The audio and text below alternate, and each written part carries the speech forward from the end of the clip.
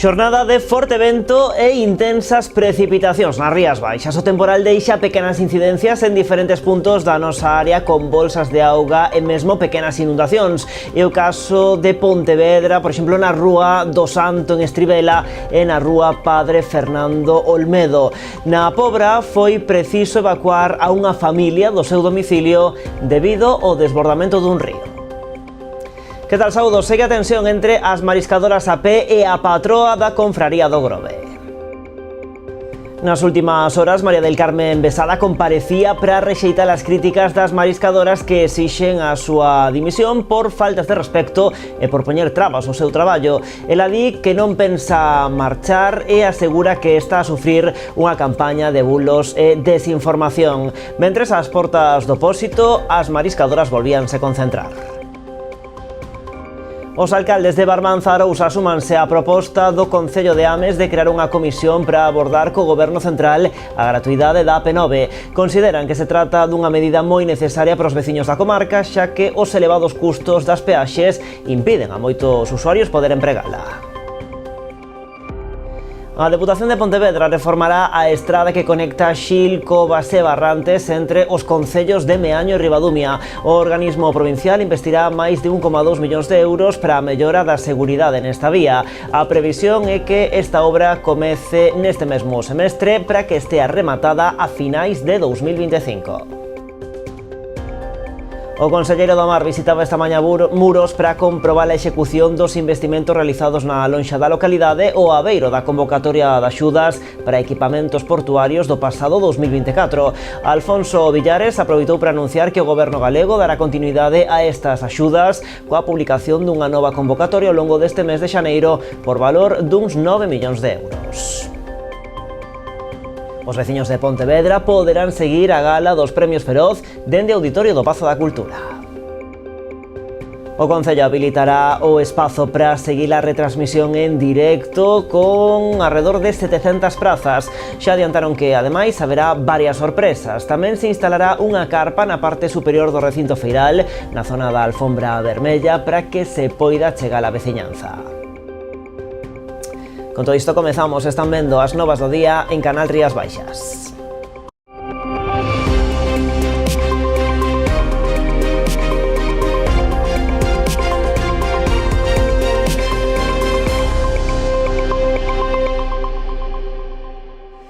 As intensas chuvias de primeira hora desta mañá crearon problemas en diferentes puntos das Rías Baixas. En Pontevedra producíronse bolsas de auga en zonas como as rúas José Malvar e Juan Manuel Pintos nas contornas da Ponte das Tirantes e do Pabillón Municipal dos Deportes, respectivamente. Tamén volveron provocar inundacións na Rúa do Santo en Estribela e na Rúa Padre Fernando Olmedo, dos puntos especialmente sensibles da cidade cando se producen precipitacións intensas.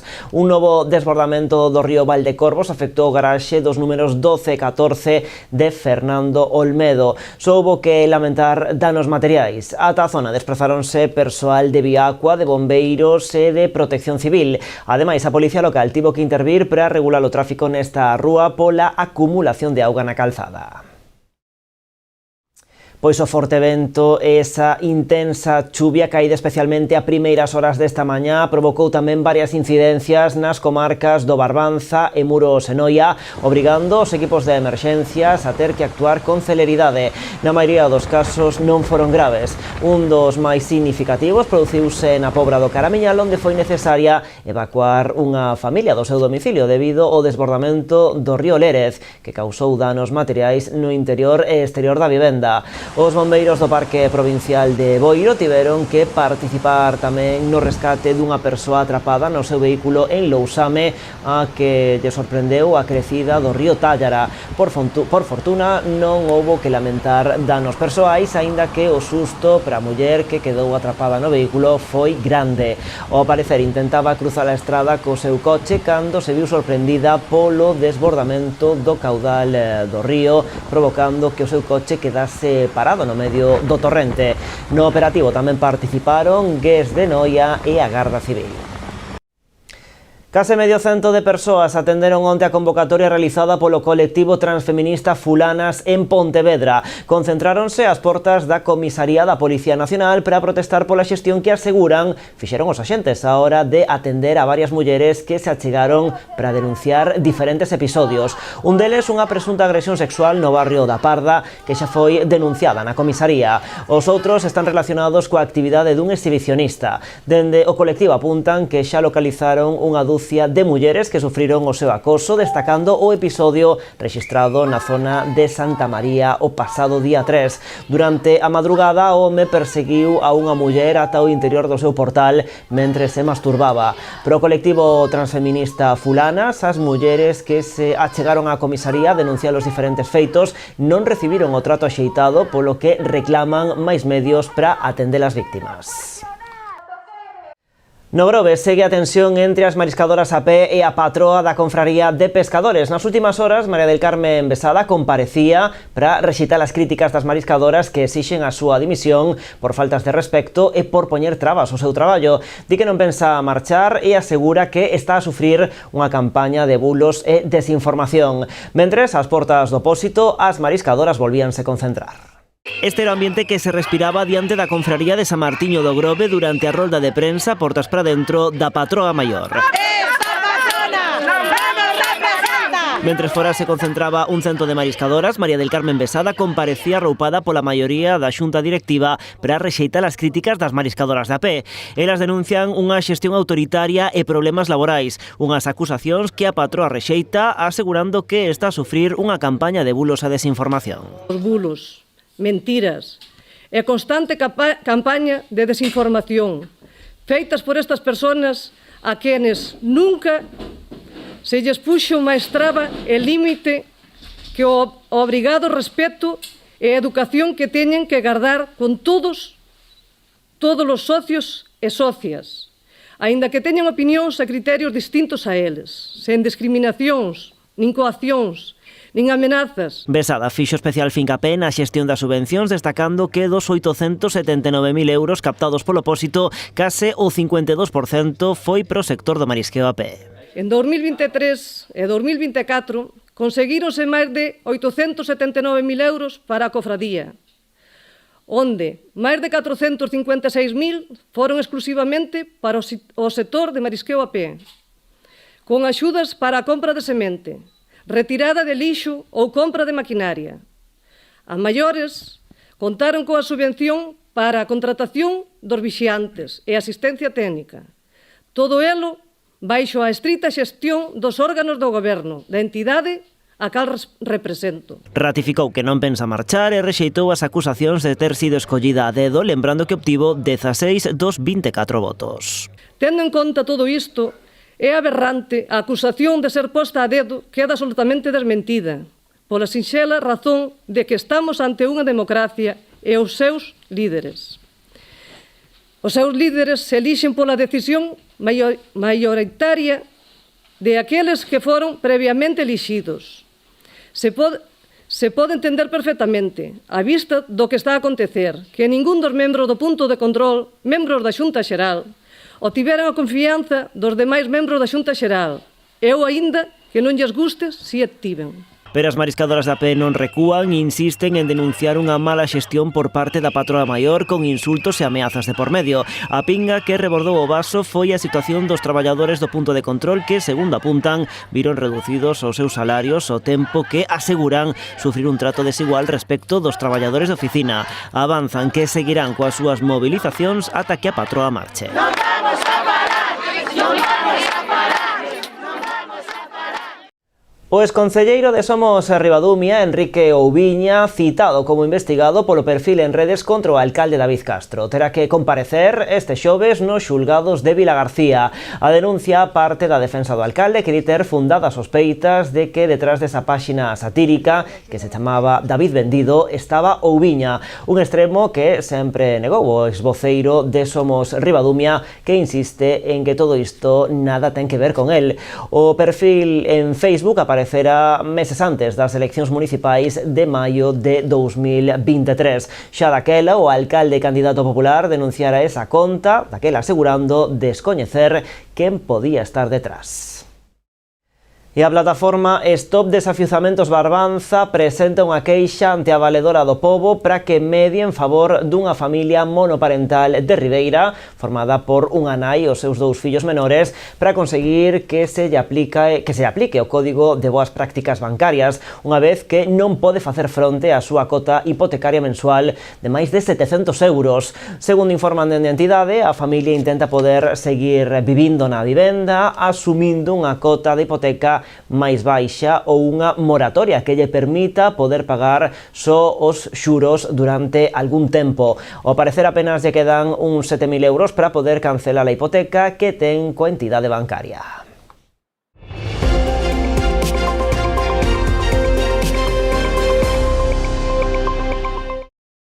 Os alcaldes do Barbanza apoian a proposta do Concello de Ames e solicitan unha comisión para abordar a gratuidade da AP9. Consideran que se trata dunha medida moi necesaria para os veciños da comarca, xa que os elevados custos das peaxes impiden a moitos usuarios poder empregala.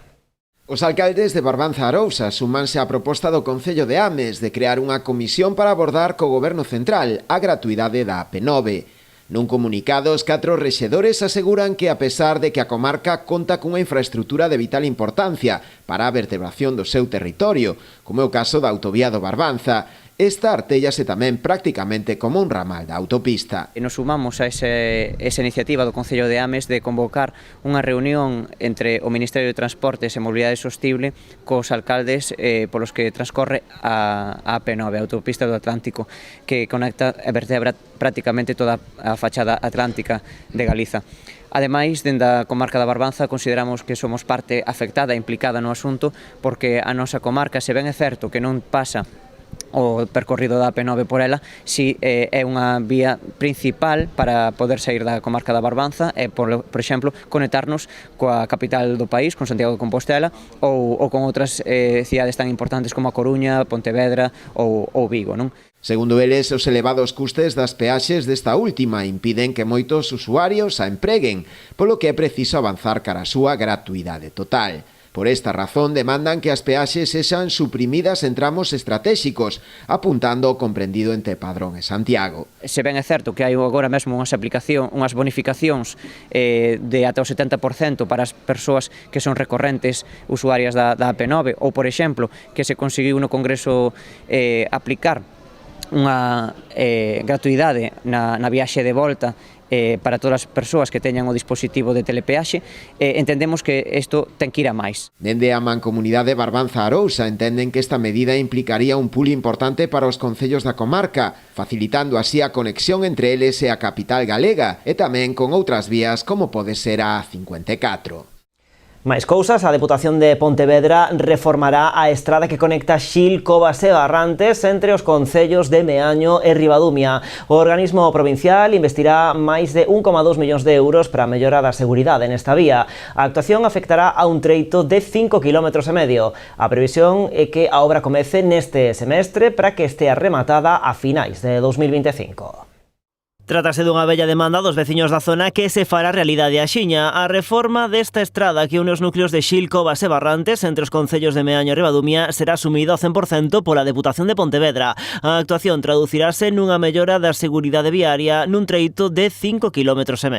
Nós aquí estamos para atender o que vai a ser un proxecto que vai a beneficiar a unha estrada que Xil, Covas, Barrantes de 5,5 km cunha actuación que se vai ir a case 1,3 millóns de euros financiada ao 100% pola Diputación, donde vai a reposición do firme, actuacións nas cunetas para poder promover a mobilidade e a comunicación entre os veciños a pé. Ademais, mellorarase a rede de pluviais e todos os sinais verticais e horizontais. Na visita desta mañá do presidente da Deputación, os alcaldes dos 2 municipios celebraban o anuncio deste proxecto, salientando ademais que é unha mellora que viñan reclamando os veciños da zona. Esta era unha das actuacións que os veciños aquí do Couto da Riba, de Barrantes, que Couto da Riba pertenece a Barrantes, pero nesta reunión os veciños do Couto da Riba, e aparte non lo veñen trasladando tamén así así, pois, cada vez que falamos de distintas actuacións, nos viñan trasladando desta mellora deste vial que nace precisamente en Barrantes e que chega ata aquí, ata Covas. O que se buscaba era unha mellor seguridade peonil. As persoas, os veciños, transcurren moito, van á iglesia, a Barrantes, van sempre andando, e a verdade é que a veces é un pouco perigosa. Unha vía, lembra o alcalde de Meaño, moi transitada en certas épocas do ano por ser zona de furanchos. Sabedes que Meaño, a zona dos denominados furanchos, concéntrase na zona de Covas. Pois este vial é un vial de interior, como ben dixo a técnica de Diputación, que une Xil, Covas, Couto da Riba e Barrantes. E durante os meses de verano hai unha concentración moi elevada de densidade de tráfico en esa zona, con lo cual mellora tanto a seguridade viaria, tanto para vehículos como para peóns. O proxecto atópase nestes momentos en fase de licitación coa previsión de que as obras comecen antes do verán para que poidan estar rematadas a finais deste 2025. E o Partido Popular de Pontevedra volve pedir explicación sobre o novo contrato do lixo no que traballa o BNG. A formación reclama ao goberno local que xustifique o incremento do custo que pasará dos 7 millóns ao ano ata os 13 millóns do novo contrato. Tamén queren saber como repercutirá no recibo dos pontevedreses. Rafa Domínguez insiste ademais en que a cidade está sucia e sinala o alcalde como principal responsable. El montante total del contrato le va a suponer a los pontevedreses 46 millones de euros. Y queremos saber por qué un contrato que hace 2 años se cifraba en 214 millones de euros, ahora se cifra en 260 millones de euros. ¿Qué ha pasado y por qué los pontevedreses tenemos que pagar un sobrecoste de 46 millones de euros? Creo que aquí hay una clara responsabilidad de Lores y creo que tiene que salir a explicar a los pontevedreses 2 cosas. ¿Por qué en estas previsiones de contrato hay un incremento de 46 millones de euros que vamos a tener que pagar todos los pontevedreses? Y segundo, si este paso de los 7 millones a los 13 millones que le van a costar a los pontevedreses la basura, ¿cómo se va a dirimir o cómo va a quedar en el recibo de basura para los pontevedreses? Bueno, a volta da publicidade falamos dos premios Feroz porque os veciños de Pontevedra van poder seguir esa gala dende o auditorio do Pazo da Cultura.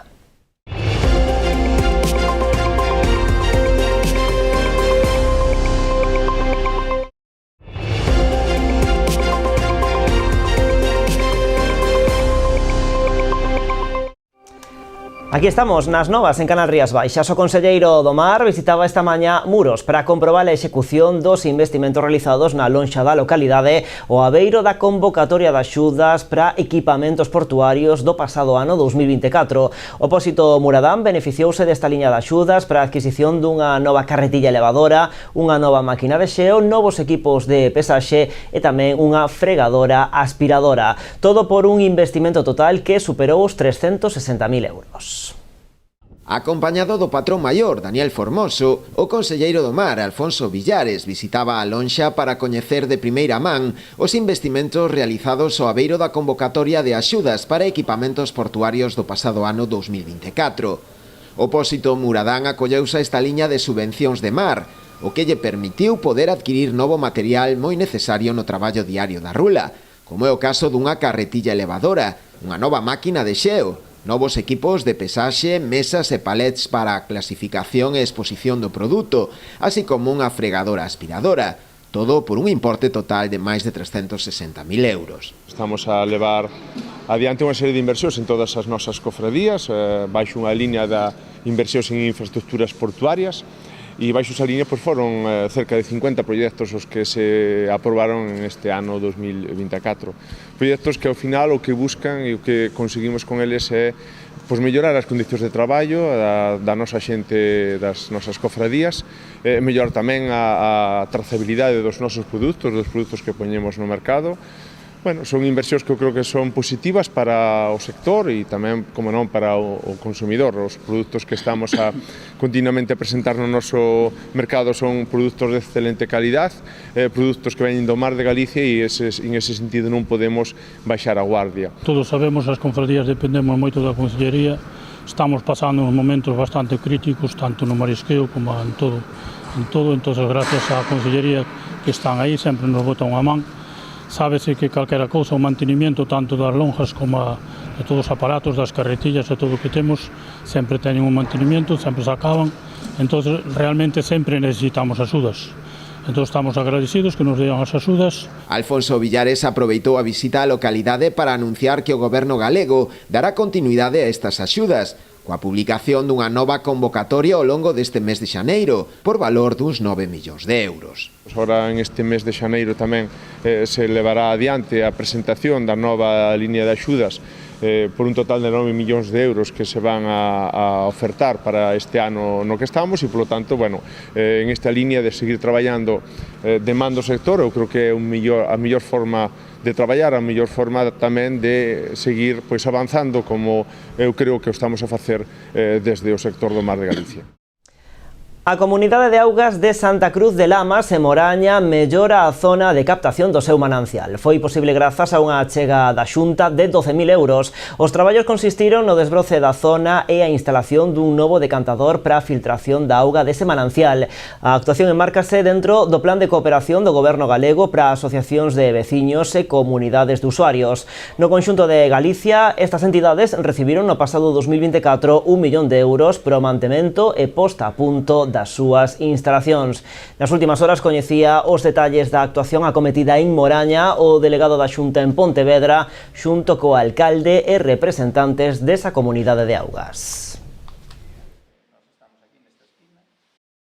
Son unhas axudas que, ainda que parezcan pequenas, unha axuda de 12.000 euros, son axudas que contribuyen de forma clara a que estas asociacións de comunidades de usuarios poidan subsistir e poidan manter ao día as comunidades de usuarios. É unha aposta da Xunta de Galicia por manter o rural vivo e por axudar a estas asociacións que tanto fan polo rural de Galicia e que dispoñen ademais do seu tempo sin nada a cambio. Unha pequena axuda que ao final, que son 12.000 euros, que lle dá para afrontar os grandes costes en este caso que teñen.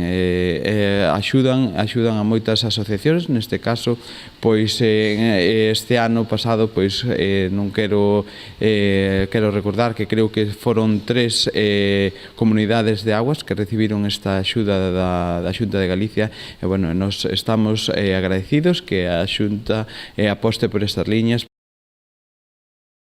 E os cadros de alumeado de Pontevedra seguirán a contar episodios da historia da cidade. Logo dunha primeira xeira de instalacións destes vinilos, co ano, o Concello comeza cunha segunda quenda para chegar a máis de 30 destes elementos. A intención é que os traballos estean rematados esta mesma semana. O concelleiro de Servizos Básicos Urbanos, Xaquín Moreda, lembrou que a instalación destes vinilos enmarcase dentro desa idea global de mellora no mantemento da cidade, propiciando rúas e prazas máis fermosas e máis coidadas. Despois hai outra razón polo que tamén é moi interesante, que é pola cuestión pedagóxica, porque esta imaxe mellorada pois se fai poñendo uns vinilos nestas cadros do alumeado, onde pois se poñen retallos da historia da cidade. Tanto escritores, escritoras, xente, veciños de Pontevedra, da historia de Pontevedra, edificios que hai, que tuveron historia e os que xa non existen. Entón, con eso que se intenta tamén é un pouco traer a historia da cidade á rúa e que os pontevedreses e pontevedresas poidan velo e disfrutalo.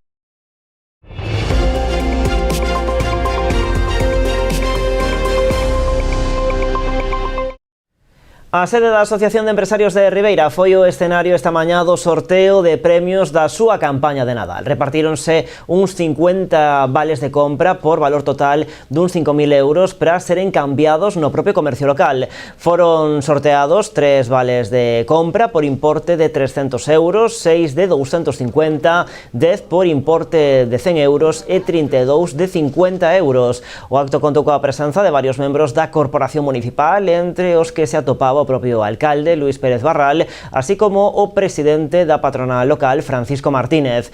De dar fe e validez ao sorteo encargouse a notaria de Ribeira, María Covadonga Vázquez. A lista cos números premiados e os correspondentes suplentes xa se poden consultar nas oficinas da asociación ou a través das súas redes sociais. Os veciños de Pontevedra poderán seguir a gala dos Premios Feroz dende o auditorio do Pazo da Cultura, moi preto de onde se vai celebrar ese evento. O Concello habilitará o espazo para seguir a retransmisión en directo con arredor de 700 prazas. Xa adiantaron ademais que vai haber sorpresas. Tamén se instalará unha carpa na parte superior do recinto feiral, na zona da alfombra vermella, para que se poida chegar a veciñanza. Pontevedra será o vindeiro 25 de xaneiro o escenario da gala dos Premios Feroz e o Concello quere que a veciñanza participe o máximo posible. Por iso habilitaránse 2 espazos no Pazo da Cultura para que a xente poida estar preto do evento. Queríamos agradecerlle á cidade o como se está volcando cos Feroz. Para nós, xa o tendes escoitado tanto do alcalde como de min mesma ou como Demetrio, pois está sendo unha experiencia agotadora, pero unha experiencia moi positiva, e é por iso que queríamos facer a cidade partícipe de esta celebración. Un deles será o propio auditorio, ali retransmitirase a gala en directo. A intención é poñer a disposición dos veciños ao redor de 700 entradas. Son gratuitas e poderán retirarse na oficina de turismo da Praza de España dende o luns 13 ata completar aforamento. E nesa retransmisión queríamos pois que a gala estivera moi presente e achegala o máximo posible, por eso queremos tamén anunciar que haberá sorpresas e que algún dos premiados, das premiadas, organización, presentador, entregadores, entregadoras de premios van a estar tamén pois no Pazo saudando as pontevedresas e os pontevedreses que se queiran achegar. O segundo espazo achegará aos veciños o glamour da alfombra vermella. Será unha carpa instalada na entrada do Pazo da Cultura.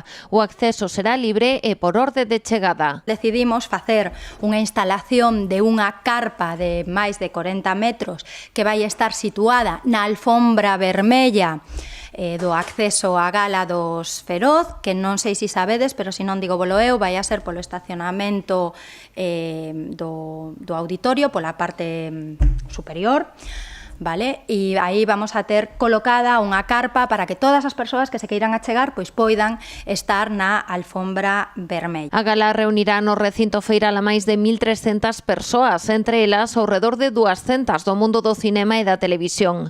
Ademais, hai máis dun cento de xornalistas acreditados para a súa cobertura. É unha gala certamente complexa. O día 25 van a estar no recinto feiral máis de 1.300 persoas. Este acceso, máis de 1.300 persoas, por suposto, entre traballadores, traballadoras, persoas do mundo do cinema e da televisión e xornalistas, máis de 100 xornalistas acreditados para cubrir un evento que nos vai a situar na referencialidade. Gulías destacou tamén que por primeira vez a gala de entrega de premios será retransmitida en directo a través da segunda canle de Radio Televisión Española. Pois así rematamos, máis en canalriasbaixas.com, tamén nas nosas redes sociais, como sempre, graciñas por estaren aí.